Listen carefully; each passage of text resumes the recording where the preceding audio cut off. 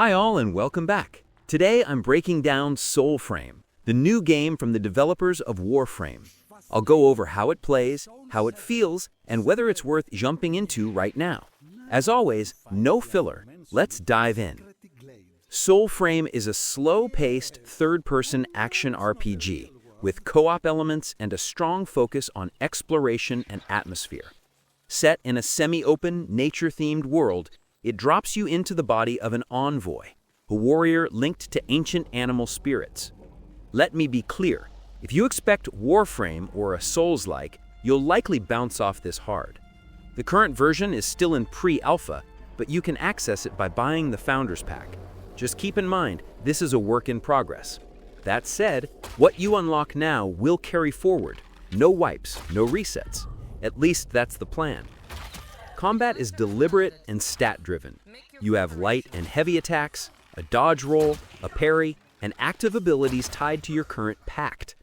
Most fights play out in short, controlled engagements, where spacing and stamina matter more than speed or precision. Enemies behave like you'd expect from a traditional RPG.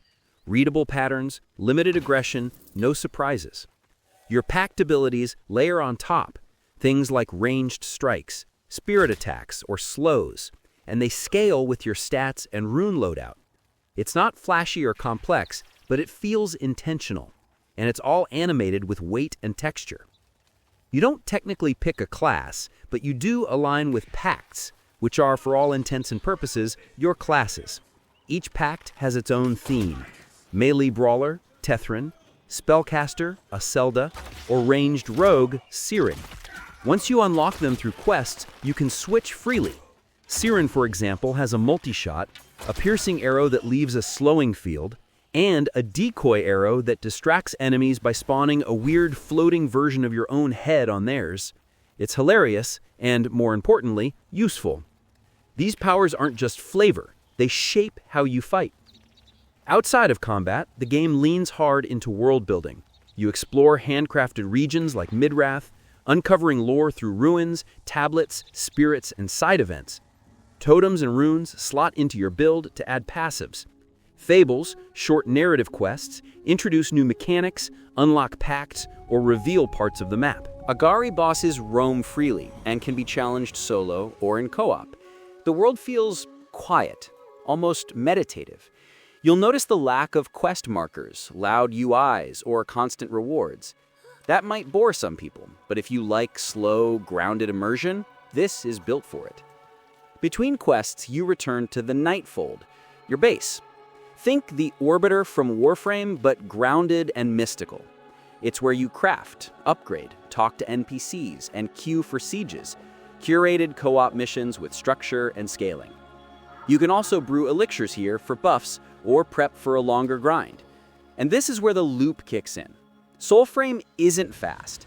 It's about building over time. You fight, explore, gather materials, upgrade gear, repeat. It's not about flashy progression, it's about becoming stronger, slower. That loop, combined with the grounded pace, makes it feel like a cross between Greedfall's narrative tone, Fable's structure, and Monster Hunter's grind. It's a world you live in, not a mission checklist.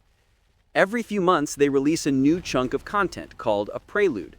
Preludes 11 and 12 brought smoother onboarding, better performance, new bosses, a great sword weapon type, and upgrades to rep, difficulty toggles, and fast travel.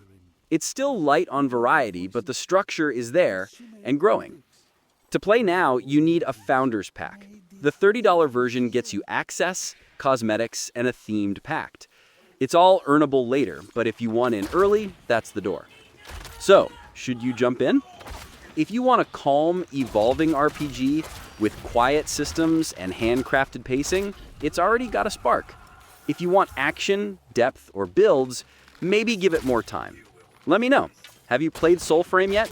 Are you testing the Preludes? And do you think it'll evolve into something big or stall out? I'm reading all of it. That's it for now. If you like no-nonsense deep dives, like and subscribe. I've got more coming.